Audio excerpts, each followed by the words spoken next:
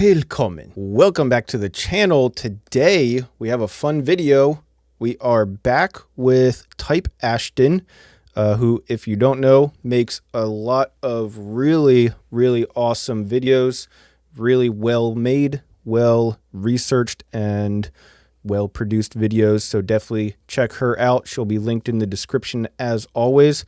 But today's video is why Europeans let minors drink, but Americans are mad. So I guess just, something about the drinking age being 21 in America and a lot less in pretty much everywhere else in the world.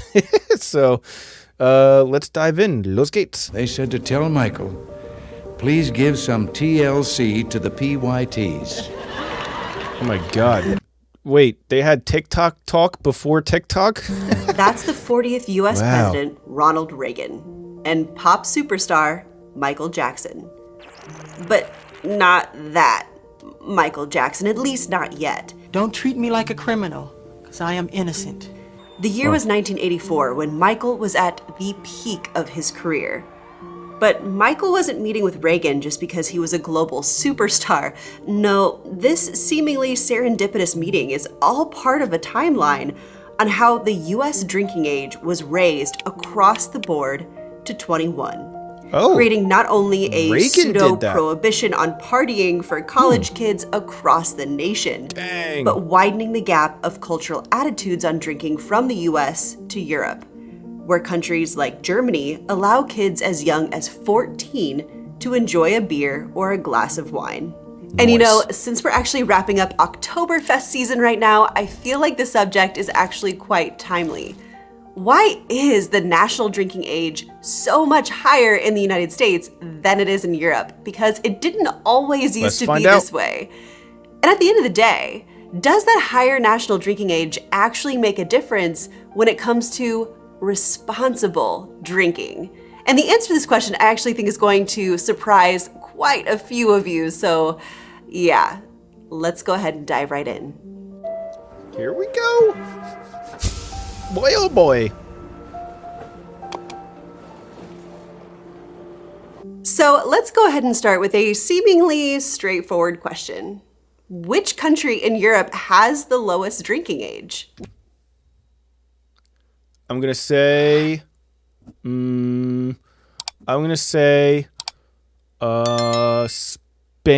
I'm going to say Spain.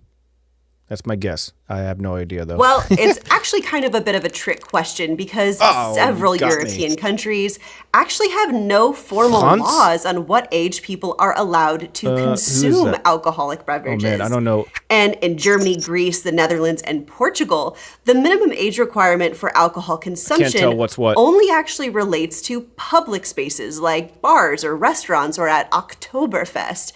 Whoa. Hold on a second. This is minimum age for consumption in public spaces only. So in theory, non-public spaces, there is no restriction. Interesting. For example, in fact, 11 member states don't impose any age requirements for the consumption of alcohol in their national legal frameworks. So instead of setting limits on who can consume beverages, many of these countries simply just limit the age on which you can purchase it. The minimum age to purchase alcohol in Cyprus and Malta is 17 years. In Luxembourg, it's 16 years, and in Austria, purchasing alcohol is regulated at the national level. There are two different age requirements, either 16 or 18, depending on the region and the percentage of alcohol involved.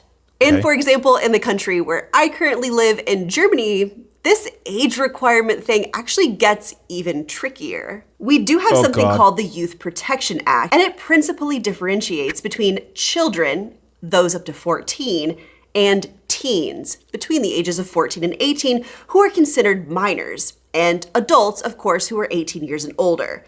Children under the age of 14 are not allowed to buy or drink alcohol. Teens who are 14 or 15 are allowed to drink beer, wine, or sparkling wine, but only in the presence and with the permission of their parents or another person in a custodial role. Other heavy alcoholic drinks are strictly not allowed. Adolescents aged 16 and over are actually allowed to both buy and drink beer, wine, or sparkling wine, also in the absence of their parents. But again, other heavy alcoholic drinks are usually not allowed to them either. So yeah, it gets complicated, but Whoa. Generally speaking, I can't keep up with all this math. parental guidance I'm is not smart the enough default. for this. But that doesn't necessarily mean that countries don't have other ways that they don't still simultaneously discourage drinking either. For example, the Scandinavian countries, which, with the exception of Denmark, have government-run liquor stores to further control supply. Not to mention the fact that alcohol can actually be extremely expensive in these countries, which of course further acts as a deterrent. And I can speak to this from some personal experience because Jonathan and I actually got married in Iceland and spent our honeymoon there. And one of the curious quirks of Iceland is that even the locals will commonly buy alcohol at the duty-free shop at the airport in Reykjavik, because otherwise more than 80% of the price of a bottle of vodka is just tax. What? Yeah, it's one of the big reasons why Iceland actually has one of the lowest overall alcohol consumptions in all of the European Union. Dang. And needless to say, it was another reason why we racked up a pretty hefty bar tab during our time there. But cultural attitudes surrounding drinking aren't just limited to the age at which you can purchase and consume it.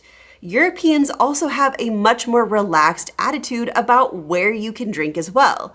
In quite a few countries throughout Europe, enjoying a beer or a glass of wine in public is allowed, but with some adding in restrictions either based on location or on the type of container you are drinking out of. You know, I've said this before, Europe is not a monolith, but interestingly, due to things like globalization, the drinking habits of those living within the respective EU member countries has actually become more similar over time. Interesting. In the past, Everybody where we used to be shares able their to own describe countries in Europe as having either rules. wet or dry cultures, research actually has been showing for some time now that those cultural distinctions are actually becoming less and less significant. Hold on a second. What is this? What is this? Liter of pure alcohol per capita, age 15 plus. Okay, so what? Whoa. Okay, so everybody is going down. Everybody is drinking less alcohol per capita. Wow. Okay. Huh. Is America on here? No, America. This is just oh yeah, United States here. Wow. Everyone's going down. Who is this all the way up here? France, dude. Yo, France was getting busy in the 1980s. Holy crap. And who is this? Spain. France, Spain, and Germany. That's these top three right here. Hold on, let me move. That's these guys right here. France is the blue one all the way up here. And then Spain and then Germany. Yo, you guys were getting crazy. Bro. France, Spain, and Germany in the 1980s. Bro. That's the place to be, apparently. Dang. That's funny. So yeah, taking all of this together, Europe doesn't just have a more relaxed attitude overall when it comes to drinking, but generally speaking, a much lower legal age limit in order to consume it in the first place, which in comparison to the United States at 21 is actually one of the highest in the world. So I think it's good that for the next section, we actually take a look at how exactly the United States became such an outlier.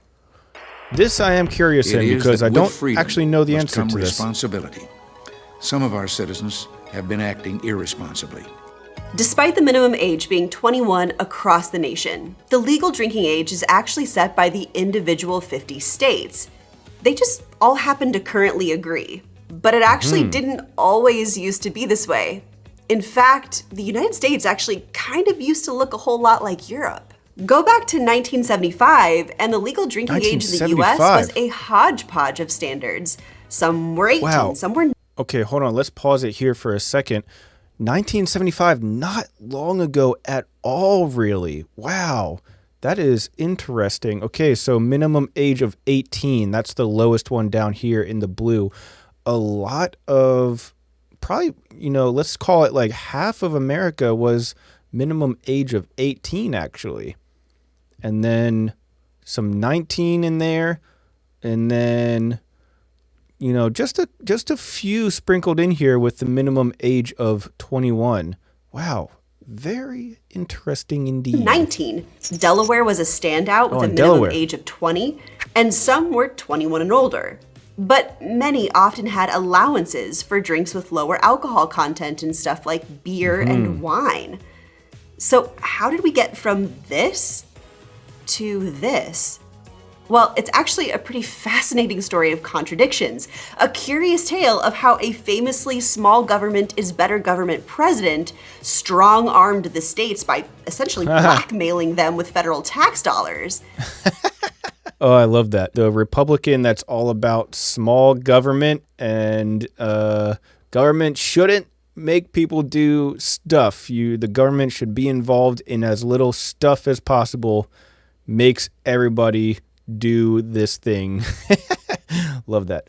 That's and how funny. ultimately Michael Jackson ended up shaking hands with Reagan dressed like a disco leader of the marching band at the White House. What the And frick? it's why children of the 80s and 90s, like me, grew up with strong memories of public school assemblies where we were not just told, don't drink, but we were actually shown giant posters of graphic images of drunk driving victims. Oh, wow. Now, don't get me wrong, for sure, America's relationship with alcohol goes back way further than the 1970s and 80s, and quite frankly is probably actually tied to the very founding of our nation in the first place. In fact, True. political and social movements that called for abstinence from alcohol consumption date back to the colonial era. But it was in the late 19th century when the cause for temperance gained the national spotlight, ultimately culminating with the 18th Amendment to the US Constitution, Prohibition in 1920. Although it was eventually repealed with the 21st Amendment in 1933. By the late 1960s, however, the vast majority of U.S. states had settled on a 21 and older drinking minimum. We are certifying the 26th Amendment to the Constitution of the United States. But fast forward to the 70s, and the 26th Amendment actually changed that dynamic again. You see, 18-year-olds now had a lot of responsibilities and risks of older Americans. They could now vote and be drafted into the Vietnam War. So a lot of states thought that it was only fair that they also be allowed to drink legally. Sure. Makes But sense. that didn't last very long. Okay, More never mind. than 100 youngsters a month will have their lives saved. Advocates for drinking age reform quickly cited that states with lower drinking ages were correlated with increases in drinking-related fatalities. And they also argued that young adults who would cross state lines in order to purchase alcohol from states with a lower age limit also increased instances of drunk driving. By the mid-1980s, more and more states were slowly raising their drinking ages, due in part to an awareness campaign. That clip from the beginning of this video was Michael Jackson being honored for letting his music be used in anti-drunk driving PSAs. What? What? As good as dead. But the tactics used by God. Reagan weren't just limited to flashy PR with global superstars. And this next part is actually really important because love him or hate him, Reagan is known for his staunch Republican value of small government is better government. Government is not the solution to our problem. Government is the problem. And that position makes what he does next quite curious. So I want you to know that I've decided to support legislation to withhold 5% of a state's highway funds if it does not enact the 21-year-old drinking age. Extortion. But wait a second, didn't Reagan say this? It isn't up to a big and overwhelming government in Washington to tell the states what to do. Bro, that was the same speech. The same speech he said that. Love it. That is American politics at its finest, and you can see it on full display in recent years here in America. American politics on full display. You say one thing, you do the opposite, and people that vote for you take it with a smile either way because they just don't care. They just keep voting for you. Why not? Yeah, but he Who cares? also followed it up with this. And you're partly right. But the thing is, this But- problem is much more than a state problem. So wait, what in the heck does this have to do with But wait. highway funding exactly? It's a national tragedy involving transit across state borders. Well, the International Highway Act of 1956 created a network of roads, largely funded with federal dollars, that connected all of the major cities across the United States. As you can imagine, their creation radically changed the American landscape, both physically and economically. But they also became a mechanism by which the federal government could influence the states to do what they wanted. In a way, Reagan could effectively strong-arm the states, blackmailing them with reduced funding, funding that their state economies relied on. You know, again, it's not American politics if there isn't a little bit of blackmail involved. So you got all these states that are getting funding to create the interstate system, and all the states want it because, of course, helps the infrastructure, helps probably boost the economy of the state. People can drive around more and easier and travel more and all that stuff, and is being funded by the federal government. And then the federal government that is anti-federal government says, if you do not comply, we will take away all of your toys, aka your highways. Love it. In order to push through his agenda. And so, not so surprisingly, the law passed. And although it didn't outright raise the legal drinking age limit, it effectively did so. But see that woman standing next to Reagan? Oh, she's very happy. President Reagan's strategy was influenced in part by an organization that you're probably pretty familiar with if you were a millennial American kid like me. Mothers Against Drunk Driving, or MADD, is a nonprofit organization that was founded with two primary goals: to strengthen the penalties for those caught drunk driving and to raise the legal age limit in order to curb drunk driving. The organization was founded on September 5th, 1980 by Candace, or Candy Lightner, after her 13-year-old daughter, Carrie, was killed by a drunk driver. Terrible. Yeah, the same woman from the signing ceremony. When her daughter lost her life, drunk driving was a crime, but it wasn't considered a felony. Yeah, things were a lot different just 40 years ago. And the awareness and advocacy that her organization has generated around drunk driving is commendable, to say the least. Of course. MADD was, and still is, a pretty big influence in American public school education. It's been decades, and I can still picture the school assemblies that they hosted at my elementary, middle, and high school, often with, again, pretty graphic depictions that would pretty much just scare you into abstinence. And that word, abstinence, is actually really important because I think if you really want to understand American culture, abstinence has always been kind of a cornerstone of our approach when dealing with anything that society deems to be morally questionable. You can either have none of something, or you need to go all out 100% and basically stuff your face or stuff whatever you're trying to stuff and go all out and overdo it. There's no in between. There's no moderation. That's why everyone's fat and unhealthy and has 4 houses and 5 cars and everything else. You can't have just a little bit in America. You have to have too much or nothing at all. That's just what it is. But also illegal, right? We tend to take the approach of just saying no, instead of equipping young adults with the responsibility and the know-how on how to navigate these things in a, responsible manner with some level of protection. And when it comes to alcohol, you see this on their slogan: no alcohol, no drugs, no victims. And listen, I'm not here today to actually debate that particular position, but I do bring it up because I think it is extremely important if you want to really understand the fundamental cultural attitudes around drinking when it comes to the United States and Europe, because there is quite a strong difference there. One preaches abstinence to young adults, and the other does try to foster some level of responsible protection.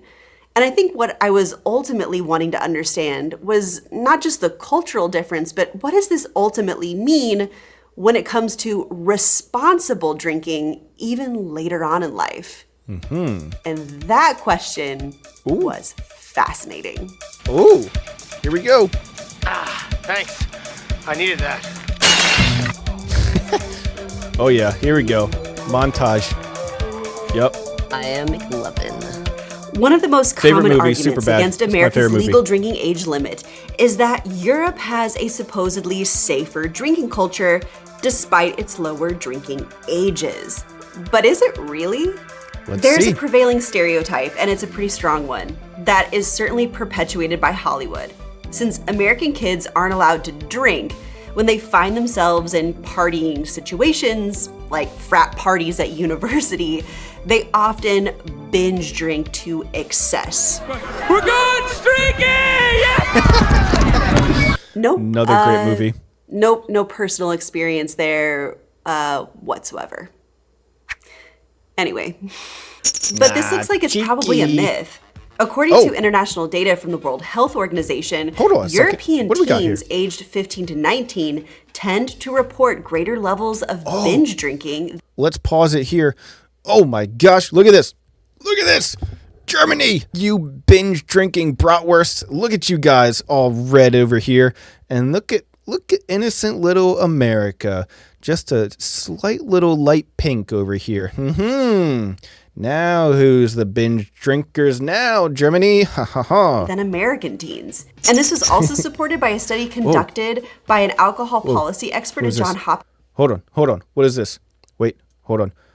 Percent of 15 and 16-year-olds in the U.S. and Europe who report being drunk in the previous month. Okay, wow. Cyprus, all the way down here. Cyprus, interesting. Cyprus all the way down there.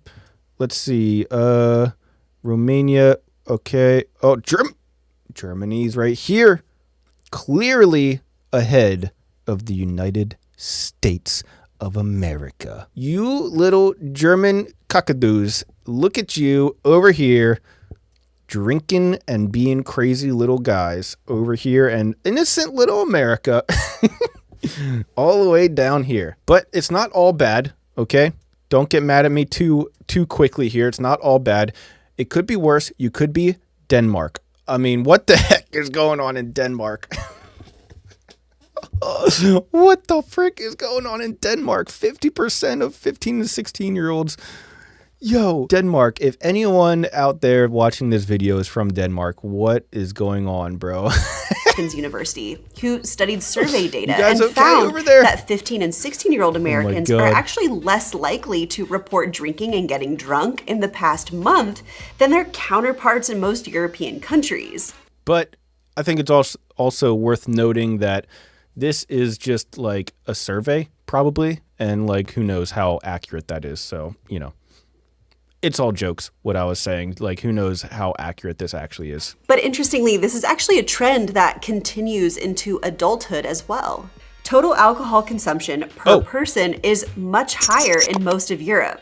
Drinkers in several Never mind, I take it all back. America, look at that. Light blue. And then look at Europe, you dark blue bratwursts over here. Look how dark and blue you are. And then look how nice and light, like a nice little summer sky over here. And then dark blue, stormy ocean water blue over here in Europe. several European countries, including the UK, France, Belgium, Denmark, Sweden, and Iceland, yes, even Iceland, are also more likely to report binge drinking than their US counterparts. Whoa. But there are going to be some different motivations behind this binge drinking. For example, one study suggests that Icelanders' binge drinking might actually be a product of high alcohol prices. Icelandic partiers are going to be more likely to drink at home or pre-game to get their buzz going for cheaper before heading out to the bars where they'll only enjoy a drink or two. And understanding these seemingly small nuances are actually incredibly important if you want to understand what's actually going on behind the data, particularly when it comes to things like drunk driving and any sort of international comparison. For example, you might read a spicy headline that goes something like this: Americans are more than 3 times as likely to die due to drunk driving than Germans. Oh. And yeah, on face value, that would be true. The United States percentage of road fatalities caused by drinking was sizable. 31% in 2019, compared to just 9% in Germany. It would certainly give off the idea that Americans are reckless drivers. Yeah. But you would also be missing out on a heck of a lot of context here. Oh, for starters, Germany more. has a much more robust public transit network. In most localities, you don't need to have a car to get home safely from the bars. Very true. Even in the smaller rural village that we moved to, we still have buses and trains that run every 30 minutes through the night from Freiburg to get you back home safely. And Very true. the US does have Also, Uber. There are, there's still a lot more punishment for driving under the influence, driving drunk in Europe or Germany, for example, than there is in America. In America, you drive drunk, there are entire law firms in America that are they are completely in business and they just work with people that are caught driving drunk. Like, that's how big of an industry it is. And, if people are hiring lawyers for that, then you got to imagine something, it's working. Like, there's probably people getting off not with, not that bad of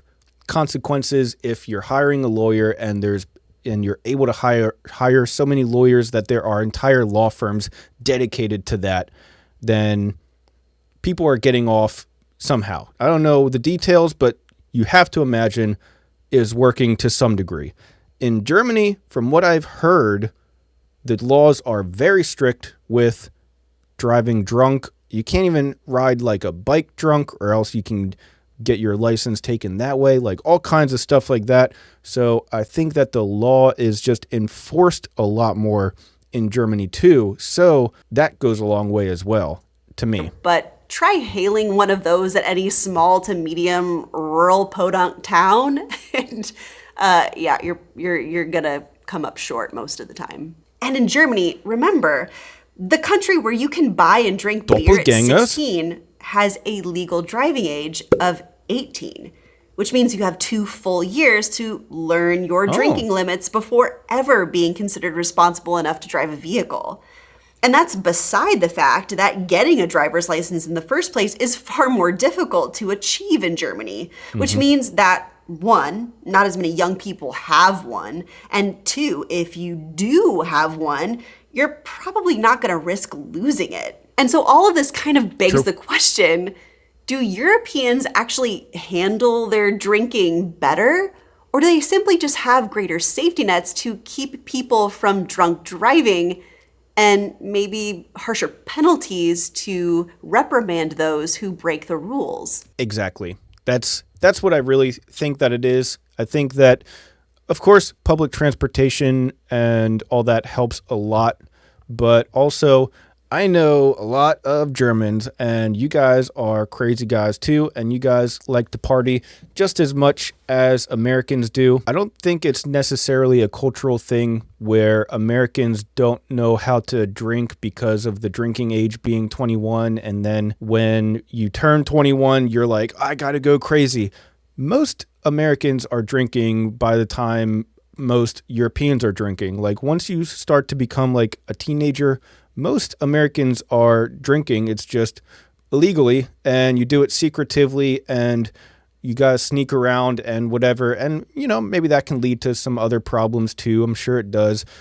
People getting in trouble and doing it unsafely and whatever. But at the end of the day, Americans are still drinking alcohol before the age of 21 in most cases, I would say.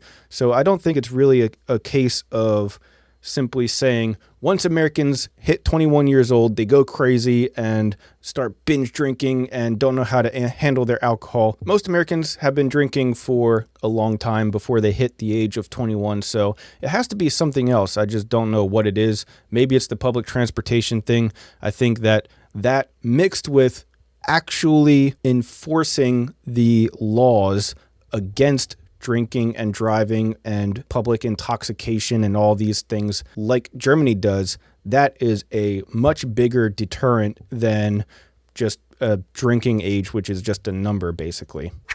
Yeah, probably. Because the other missing Thank you. factor in a I lot agree. of these analyses is that how we quantify drunkenness isn't even the same in every country. That's For wild. example, the average worldwide Swigging BAC while pulled over? or blood alcohol content level is 0.06. In Europe, the average is lower at 0.05. But in contrast, the United States sits at 0.08, which is 60% above the European limit. And you can actually interpret this data in one of two very different ways. On the one hand, the fact hear it. that the DUI limit is so much higher in America could actually potentially skew the numbers towards Europe. Because, for example, if you got behind the wheel with a blood alcohol content level of 0.07 in Germany, that would be considered illegal, and you would be contributing to DUI statistics. But in the United States, it's totally legal, and if you were pulled over and tested, you wouldn't actually be breaking any law.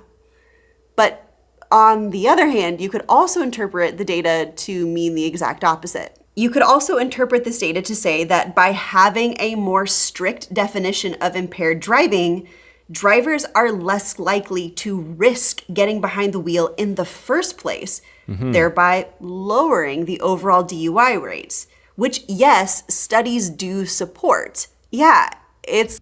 Dude, I'm gonna be honest with you guys. I have never in my life measured my blood alcohol content level or whatever. I don't understand what it feels like to be drunk driving. I just don't do it. If I am drinking, I'll have like one beer and that's it. And I'm not driving more than that. Like, that's it. I don't take any chances. I'm not going to have 2 beers. I'm not going to have 3 beers and then see what happens. I'm not rolling the dice. I'm not doing anything. I don't care if I'm in freaking America, Germany, freaking Afghanistan. I'm not rolling the dice. Like, I'll have a beer and then I'm good. But I don't understand the difference between 0.01, 0.07, 0.0 whatever. I don't understand any of it. Like, I just don't even mess with it. 1 beer and then I'm done. That's it. Complicated. And all of these studies are relative. And a lot of the time, the very question you ask in the first place is going to give you wildly different results when trying to fully understand which countries are more responsible than others when it comes to drinking.